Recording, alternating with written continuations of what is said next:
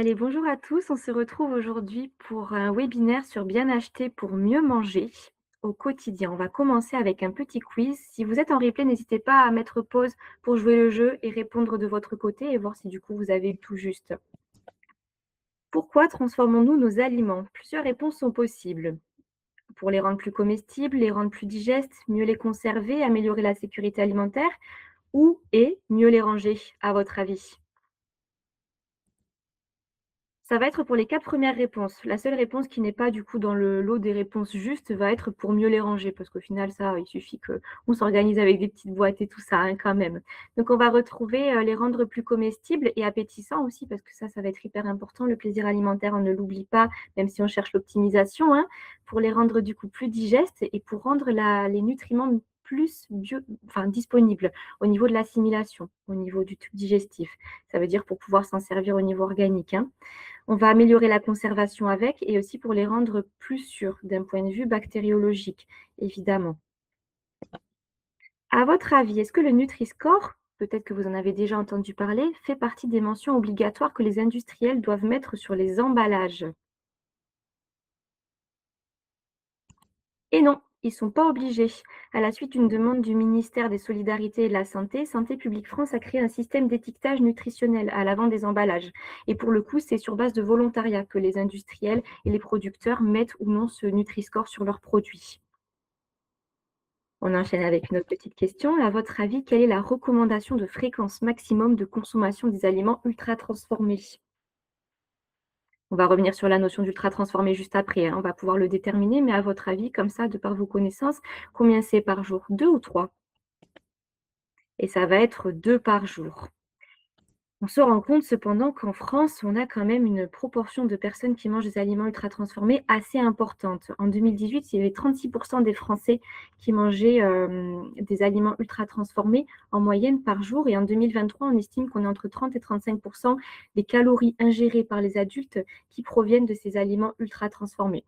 À savoir que le plan national et nutrition santé, le numéro 4, hein, là il y a le numéro 5 qui est sorti récemment, souhaitait faire diminuer ce pourcentage à 20 mais ça a été un échec. Parce que pour le coup, on s'est rendu compte qu'en 2021, il y a eu, entre 33 et 39,5 pardon, qui correspondent du coup à des véganes ou des végétariens, qui consommaient des aliments ultra transformés, tous les jours, en fait, en proportion au niveau des calories, dans la journée. Par contre, à l'international, on se rend compte qu'on n'est pas non plus, les on va utiliser le terme pire, mais c'est avec des gros guillemets quand même, hein, parce qu'au Canada, au Royaume-Uni et aux États-Unis, on est quand même entre 50 et 80 des calories totales de la journée qui sont consommées via les aliments ultra transformés. D'accord? Maintenant, la question, c'est, qu'est-ce que c'est un aliment ultra transformé? Parce que je pense qu'on a quand même pas mal d'idées reçues là-dessus et c'est pas parce qu'un aliment est ultra transformé qu'il est forcément mauvais pour la santé. Attention, l'inverse est tout aussi faisable, hein. Un aliment ultra transformé peut être aussi mauvais pour la santé consommé en excès. D'accord? On se rappelle, c'est une question d'équilibre le tout. D'accord? Maintenant, comment est-ce qu'on peut décrypter les aliments ultra transformés grâce à nos étiquettes alimentaires, les étiquettes des produits? Les aliments ultra transformés, déjà de base, c'est un aliment qui a subi des transformations par des procédés industriels. OK, ça peut être des procédés physiques et chimiques, dont le fractionnement d'un aliment en de multiples composants, ça peut être la cuisson, ça peut être l'extrusion, ça peut être des processus d'hydrogénation, et cetera. Ça peut être du coup des ajouts de ferments, des ajouts aussi d'additifs, des ingrédients naturels ou non. Il y a plusieurs niveaux de transformation. Ça, on va le voir juste après avec une classification qui s'appelle classification NOVA. Qui est celle-ci? Qu'est-ce que ça veut dire, cette classification? C'est une classification que vous pouvez retrouver notamment sur l'application mobile Open Food Facts.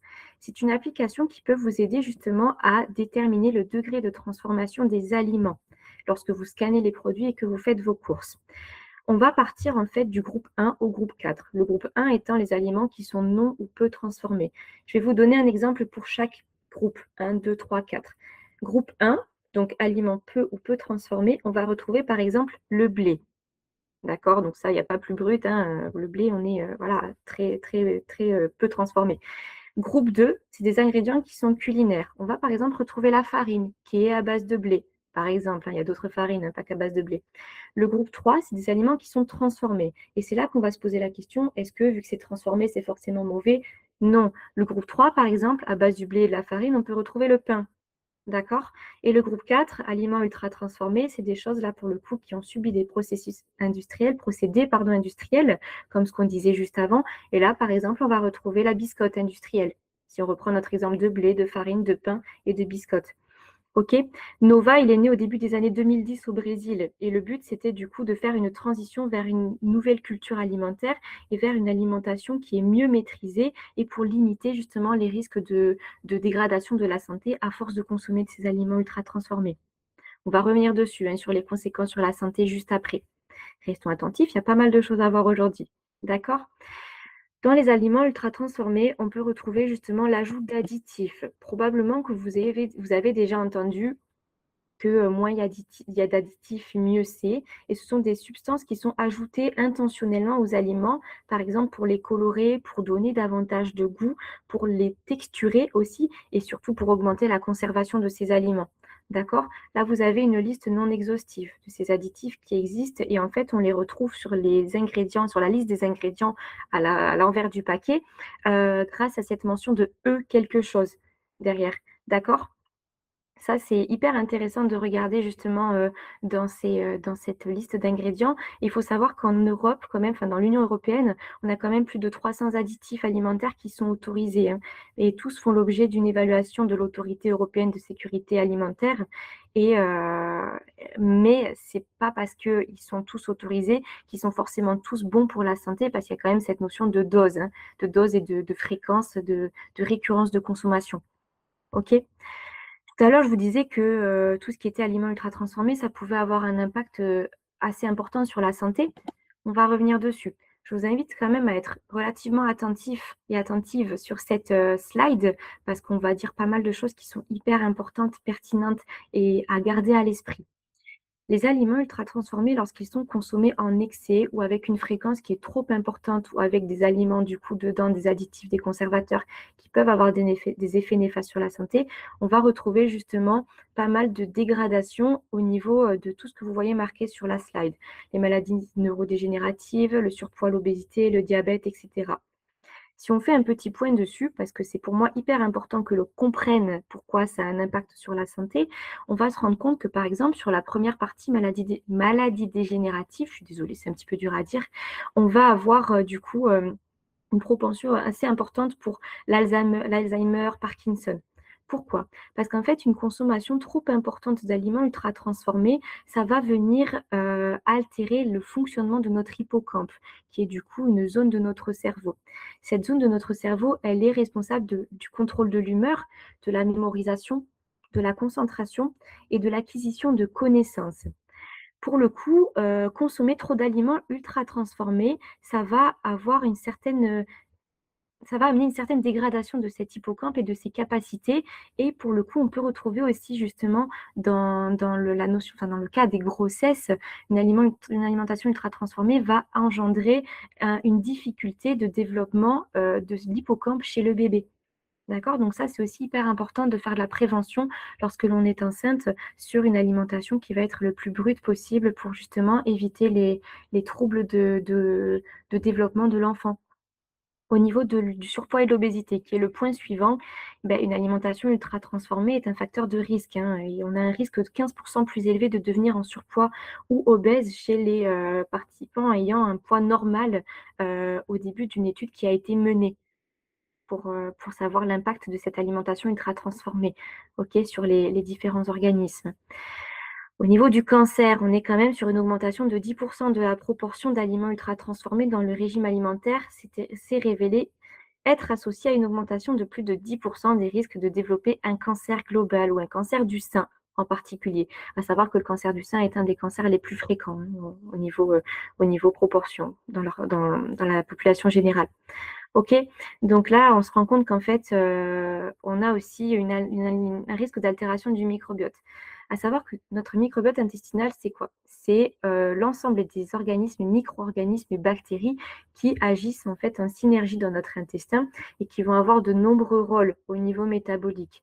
À savoir qu'un microbiote qui est altéré, avec trop peu de bonnes bactéries, de trop grande proportion de mauvaises bactéries, enfin de moins bonnes bactéries, on peut retrouver des troubles de l'humeur, on peut retrouver une irritabilité plus importante, un risque de dépression majorée. Ok, donc souvent quand on parle du ventre comme étant notre deuxième cerveau, eh bien déjà on parle à raison, c'est un fait. Et pour le coup, il faut qu'on puisse en prendre soin. Donc, on retient que les aliments ultra transformés, consommés en trop grande quantité ou trop fréquemment, peuvent interagir négativement avec notre microbiote intestinal et avec de nombreuses autres fonctions métaboliques dans l'organisme. C'est hyper important de le garder à l'esprit en fait, parce que là, on n'est clairement pas que sur une notion de calories. Ok, on n'est pas sur une notion de prendre du poids, perdre du poids, etc. On est vraiment sur une notion de nutrition et pas simplement d'alimentation. Je ne sais pas si vous saisissez la nuance entre les deux, mais tout le monde peut s'alimenter, mais est-ce que tout le monde peut se nourrir correctement? Ok, la nutrition, c'est vraiment apporter des choses et des nutriments à notre organisme, donc protéines, lipides, glucides et fibres aussi, qui vont être importantes pour notre santé. Ok? C'est important de le garder à l'esprit. Maintenant, si on veut pouvoir justement repérer quels aliments, quels produits sont qualitatifs ou moins qualitatifs, eh bien, il faut tout simplement, entre très gros guillemets, parce que ça s'apprend, hein, évidemment, mais encore faut-il y accorder de l'importance, ouvrir l'œil. Ok? Petite question pour vous à la maison ou vous qui êtes au travail. Est-ce que vous lisez les étiquettes des emballages alimentaires quand vous faites vos courses ou pas du tout? Je vais vous donner un petit exercice à faire. Là, pour le coup, admettons, c'est l'heure de la pause repas. Vous n'avez pas beaucoup de temps pour manger, vous n'avez pas forcément privilégié l'organisation quand vous étiez à la maison parce qu'il y a eu des choses qui ont fait que c'était compliqué, mais vous allez probablement du coup améliorer ça par la suite. Lequel de ces deux sandwichs est-ce que vous choisissez, à votre avis? On a un premier sandwich qui va être du coup industriel tout de même et qui va contenir 38 ingrédients. On voit dans ce premier sandwich, quand on regarde la liste des ingrédients, à savoir que la liste des ingrédients, c'est le premier ingrédient, c'est celui qui est en plus grande quantité et le dernier ingrédient, celui qui est en moins grande quantité. On retrouve par exemple en plus grande quantité le pain de mie complet et on retrouve en moins grande quantité du coup le bouillon de porc, le poivre, les graines de moutarde, etc. Mais entre les deux, on remarque qu'il y a quand même 1, 2, 3, 4 additifs qui ont servi justement à la conservation, au goût de l'aliment. Ok, et à sa texture aussi avec le gélifiant. Et à droite, on va avoir un sandwich qui va plutôt être un sandwich type de boulangerie, clairement avec seulement 6 ingrédients. Là, le choix, du coup, où est-ce qu'il se porte selon vous? Va se porter davantage sur le deuxième, sur celui qui a 6 ingrédients. Parce que plus la liste des ingrédients est courte, mieux c'est, généralement. Généralement. Petit exercice supplémentaire, vous décidez finalement de faire votre sandwich vous-même. Qu'est-ce que vous allez choisir comme aliment, comme ingrédient? Quand on va regarder, pendant qu'on fait nos courses, ces différents aliments, on va quand même essayer de regarder quand même la marque, la provenance ou éventuellement le Nutri-Score de ces aliments. Parce qu'on rappelle, le Nutri-Score, c'est à viser d'avoir un choix plus éclairé et plus qualitatif lorsque l'on fait nos courses. OK? Là, ici, on a le Nutri-Score avec bon sens. On se rend compte quand même, quand on regarde le Nutri-Score, qu'il y a pas mal de choses qui sont limitantes, mais ça peut quand même nous aider. Si on revient dessus, l'algorithme a été récemment mis à jour car l'ancienne version avait des limites.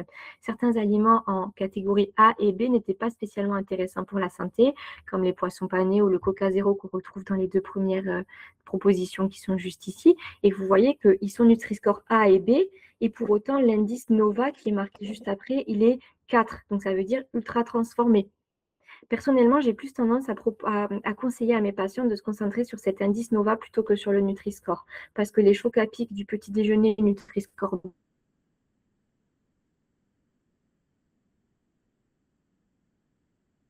c'est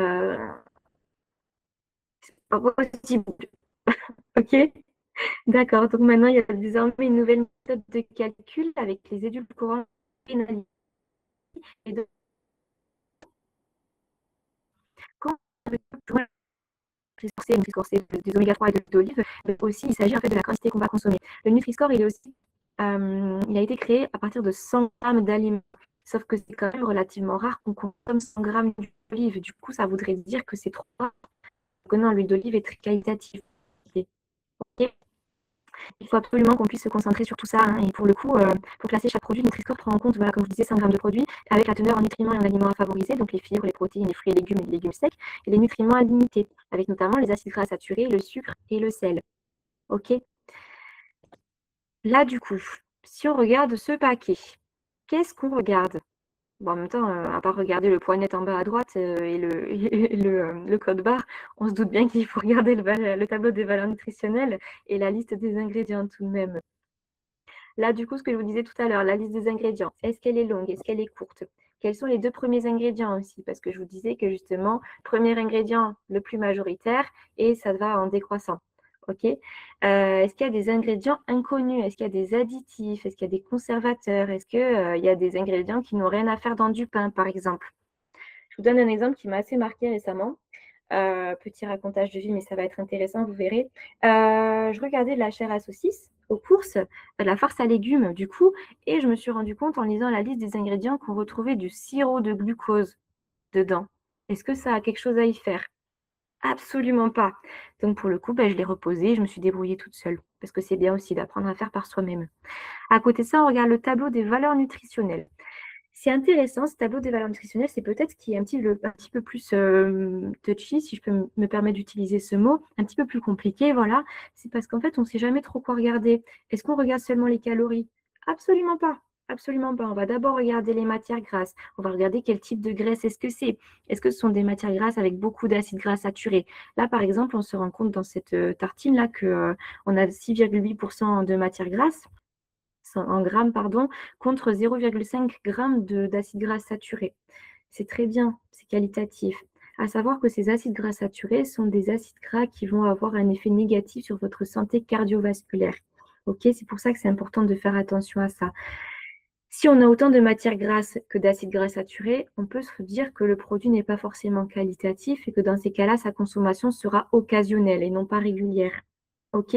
Est-ce qu'il y a beaucoup de sucres simples, comme par exemple les saccharoses, le fructose, le glucose? Ça, c'est à lire dans la ligne «dont sucre», en dessous de glucides. OK? Là, on se rend compte qu'il n'y en a pas des masses dans ce produit-là. Quelle est la quantité de fibres? Est-ce qu'on a suffisamment de fibres alimentaires dans le produit? Alors, c'est difficile de dire est-ce qu'il y en a suffisamment, mais est-ce qu'il y en a, tout du moins? Et là, on en a. Donc, ça veut dire que c'est intéressant. Et pour le coup, est-ce que les valeurs sont cohérentes par rapport à la composition du produit? OK? Là, pour le coup, c'est un petit peu plus avec du recul et après avec de l'apprentissage qu'on se rend compte que c'est cohérent ou non. Mais dans ces cas-là, comment est-ce qu'on sait si ça l'est? Eh bien, on va se concentrer sur cette slide-là, d'accord? À regarder quand on compare 2 produits de la même famille, déjà, c'est plus intéressant évidemment de comparer 2 produits de la même famille, comme ici, on a des produits, des céréales. On va se concentrer sur les matières grasses non saturées, donc celui qui en a le moins, les glucides non sucre, celui qui en a le moins, le sel, celui qui en a le moins et pour le coup, les fibres, celui qui en a le plus. Les fibres, pourquoi est-ce qu'on se concentre sur celui qui en a le plus? Parce que les fibres jouent de nombreux rôles, pas un seul, hyper important dans l'organisme. Elles vont ralentir la digestion du sucre. Elles vont permettre de favoriser une satiété qui est plus optimale, OK? Et elles vont permettre aussi de nourrir nos bactéries intestinales. On rembobine, tout à l'heure, je vous disais que c'était hyper important de faire attention à son microbiote intestinal. Et bien là, pour le coup, les fibres, c'est la nourriture de nos bactéries intestinales et la nourriture qui va leur permettre de se sentir bien, donc de communiquer de façon positive avec le cerveau aussi, donc par extension de se sentir bien d'un point de vue psychologique. Ok, vous me suivez? En fait, tout est lié, hein. C'est une question d'équilibre et une question d'optimisation. À votre avis, qu'est-ce qu'on va pouvoir ajouter à ce pain pour composer un sandwich qui est équilibré? Je vous laisse réfléchir quelques secondes pendant que je me désaltère et faire vos propositions.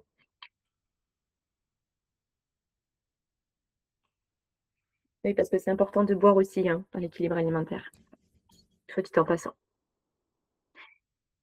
OK, qu'est-ce qu'on rajoute à son sandwich pour qu'il soit équilibré? Ou en complément d'ailleurs? Légumes, moutarde et protéines. Très bien, très, très intéressant. Éventuellement, ce qu'on peut rajouter du coup à ces légumes, à cette moutarde et à ces protéines, ça va être une matière grasse. Par exemple, avec une tranche de fromage ou du fromage frais à tartiner ou alors avec un produit laitier, en dessert, pourquoi pas?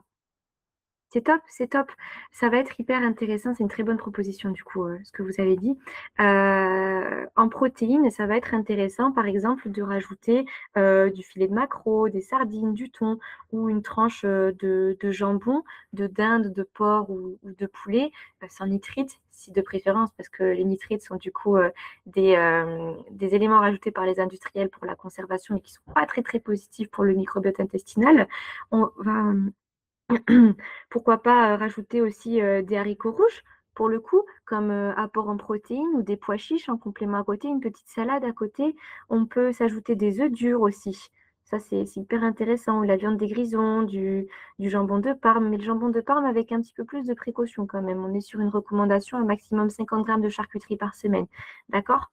On peut aussi rajouter des protéines végétales, comme par exemple du houmous à tartiner ou, comme je vous disais, du coup, les légumineuses, là, les haricots rouges, ou vous avez aussi, par exemple, de façon occasionnelle, du jambon, végétal proposé par, la marque, La Vie, il me semble, ou même Herta, il me semble, si je dis pas de bêtises. Mais, pareil, là, c'est, à voir, si c'est intéressant au niveau des étiquettes. Beh, je vous laisserai faire l'exercice, tiens. Et pour les fruits et légumes, vous pouvez facilement rajouter des crudités. Les crudités, elles vont être hyper intéressantes dans votre sandwich parce qu'elles vont vous permettre d'avoir un jeu de textures différents et du coup de favoriser une bonne mastication, ce qui va permettre de favoriser une bonne satiété par extension. On rajoute des petits éléments qui sont intéressants. Et au niveau des matières grasses, ben, on peut rajouter un petit peu de beurre, pourquoi pas, ou on peut se rajouter aussi un petit dessert avec de la base, à base de purée de cacahuètes ou purée d'amandes aussi, pourquoi pas. OK? Si on essaie de condenser un petit peu toutes ces informations, on peut avoir, on peut mémoriser un moyen mnémotechnique. C'est un petit peu bizarre dit comme ça, mais vous avez compris. Les astuces au niveau des achats, on pense à la notion ABC. A pour moins d'additifs, B pour le plus brut possible et C pour la liste des ingrédients la plus courte possible. OK? Ce qui est intéressant et ce que j'aime bien dire, c'est, à mes patients pour qu'ils puissent consommer de façon un petit peu plus, raisonnée et consciente, c'est de s'imaginer de consommer des choses qu'ils ne retrouveraient que dans leur cuisine. Par exemple, est-ce que vous auriez un petit bocal d'additifs dans votre cuisine? Non. Est-ce que, vous auriez un petit bocal d'édulcorants? Non, pas du tout. Donc essayer de consommer le plus brut possible, c'est aussi intéressant et on peut très bien manger bien sans pour autant passer 36 heures en cuisine. OK? Et on essaie de penser à l'application Open Food Facts. C'est l'application dont je vous parlais tout à l'heure qui vous permet, en scannant les produits plutôt, de, déterminer le degré de transformation de ces aliments. D'accord? Je trouve ça hyper, hyper pertinent d'essayer de le mettre en application. Peut-être qu'au début, ça vous demandera un certain temps parce que c'est pas forcément très intuitif. Peut-être que vous n'aurez pas envie de le faire sur tout, mais je trouve que ça permet d'avoir une alimentation qui est quand même plus éclairée et plus qualitative. Ça, c'est sûr et certain. Et vous verrez qu'en fait, à force de pratiquer, ça devient une habitude. Et puis, au bout d'un moment, vous n'avez même plus besoin de scanner les produits parce que vous savez ce qui est le plus intéressant. OK? Après, voilà, on ne cherche pas la contrainte non plus, hein. On ne cherche pas à se priver des petits plaisirs. C'est une question d'équilibre. OK? Et comme on l'a dit tout à l'heure, il vaut mieux se tourner vers 2 aliments ultra transformés par jour que, que de ne pas en consommer du tout et se priver de quoi que ce soit. D'accord? Il y a d'autres applications pour faire les bons choix. On retrouve MyLabel qui est utile pour choisir les produits selon les valeurs éthiques, sociales et environnementales. C'est hyper, hyper intéressant. On a ScanUp qui permet aussi de choisir les aliments selon leur composition et d'identifier un peu comme Open Food Facts les aliments ultra transformés. Et Yuka, c'est une application qui est un petit peu plus connue que Open Food Facts, perso que j'affectionne un petit peu moins, je trouve moins intuitive, mais qui est quand même intéressante pour évaluer les impacts des aliments sur la santé. Donc je vous invite à regarder lesquelles pourraient, vous intéresser, à savoir qu'il me semble qu'elles sont toutes gratuites. Heu, voilà, elles prennent pas toute place que ça dans le téléphone. Si on se faisait une petite battle des aliments maintenant, là, entre ces 2 chocolats noirs, lequel est-ce que vous choisiriez? À savoir que sur cette slide-là, on fait un focus sur les édulcorants. Je trouve que cette slide est hyper, hyper, hyper importante et pertinente parce que, c'est vrai que quand on veut penser à manger mieux, Beaucoup de personnes vont faire un raccourci, que je comprends totalement évidemment, en se disant que, il faut forcément manger avec, très peu de sucre ajouté, avec du 0 de matière grasse et cetera et on va se rendre compte que c'est pas forcément le plus intéressant. Pourquoi? Là, entre les 2, l'aliment le plus intéressant, le produit le plus intéressant est celui de gauche et celui à 70 de cacao, de Lindt Excellence, parce qu'on retrouve une liste d'ingrédients qui est quand même, plus largement plus réduite et on n'a pas d'édulcorants non plus dedans. À savoir que les édulcorants, ce sont des choses qui vont remplacer le sucre, le goût sucré, en fait, de la bouche.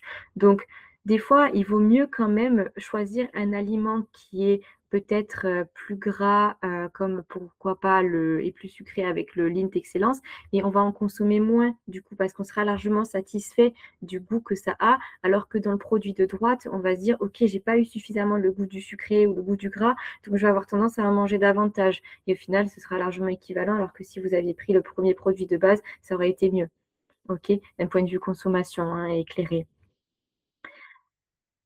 Si on se fait un focus sur la matière grasse cette fois, là pour le coup, on est sur un produit à droite qui est allégé en matière grasse et un produit à gauche qui est, en matière grasse, on va dire normale. Encore une fois, la liste des ingrédients du coup est quand même plus, réduite sur un produit qui est, brut pour le coup avec la crème entière, hein, 30 de matière grasse et la crème légère et épaisse, on va retrouver par exemple des épaississants, la gomme goire et des ferments lactiques. La gomme goire, ça va, c'est pas trop problématique. Par contre, si vous regardez un petit peu les produits comme ça à base de ma enfin, les crèmes entières, les crèmes fraîches et cetera, surtout ceux qui sont en briquettes, en 3, on va retrouver dans les épaississants des carrageenan. Les carrageenans, ce sont des additifs utilisés du coup par les industriels pour permettre de retrouver l'onctuosité et l'épaisseur qu'on retrouve dans un aliment brut à 30 de matière grasse, mais cette fois dans un aliment, qui a été, appauvri en matière grasse. OK? Donc le but n'est pas de diaboliser ces matières grasses, mais plus d'avoir une consommation qui est éclairée.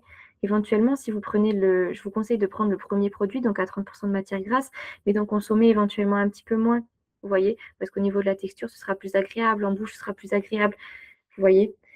C'est en ce sens, en fait. Souvent, quand on va chercher à faire mieux, on fait moins bien parce qu'au final, on et c'est pas un reproche du tout, hein. C'est on fait comme on peut avec les connaissances qu'on a à l'instant T et c'est aussi pour ça que c'est intéressant ce genre de webinaire et du coup, on va se diriger à tort vers des produits qui sont mis en avant par les industriels et par le marketing alors qu'au final, ils sont pas plus intéressants.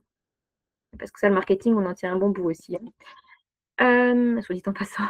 Là, on fait plus un focus sur, les protéines. Il faut savoir que là, entre les 2, le déterminant sera davantage le prix.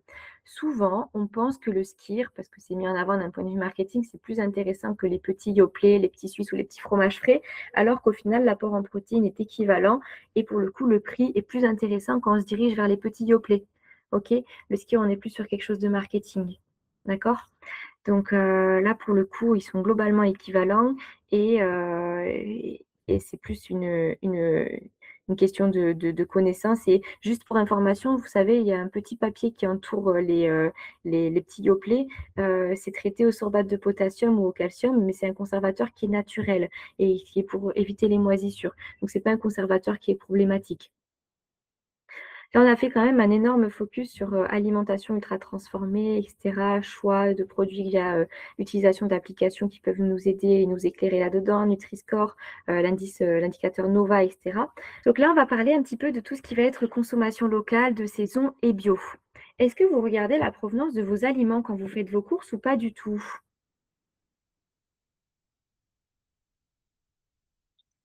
Ça va être intéressant de le faire parce que ça va permettre de privilégier la qualité. Il faut savoir que la qualité des produits aussi se détermine par rapport à s'ils sont de saison ou non, notamment pour tout ce qui va être fruits et légumes, s'ils sont locaux ou non, parce que tout ce qui va être local va permettre d'avoir un approvisionnement de ces produits en circuit court ou d'éviter le circuit long. Circuit court, ça veut dire quoi? Ça veut dire que c'est directement ou presque du producteur au consommateur. Ça veut dire qu'on a évité tout ce qui est conservation dans des frigos, longue route, acheminement aussi, en container, en avion et cetera ou avec plusieurs centaines de kilomètres et du coup, ça permet justement d'avoir un produit qui est plus qualitatif. OK? On a aussi les produits les plus bruts. Quand on va chercher à consommer de saison, c'est parce qu'il y a un réel intérêt au niveau micronutritionnel.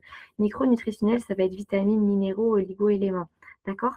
En fait, quand on consomme de saison, on permet à notre organisme de bénéficier des apports dont il a besoin à l'instant T. Quand on va regarder les fruits et les légumes d'hiver, par exemple, on se rend compte qu'ils sont quand même un petit peu plus riches en glucides, qui sont plus satiétogènes, aussi parce qu'à l'instant T, notre corps lutte contre le froid, donc il a besoin de plus d'énergie. A contrario, en été, on va retrouver des produits qui sont plus gorgés d'eau, qui sont plus légers, et cetera, parce qu'on va se déshydrater plus facilement avec la chaleur. Vous voyez? Donc en fait, consommer de saison, ça permet aussi de consommer en accord avec les besoins de notre organisme à l'instant T. Donc c'est vrai que quand on va consommer des tomates en hiver, ça va être moins intéressant que si on consommait du butternut, ce genre de choses, OK, pour l'organisme.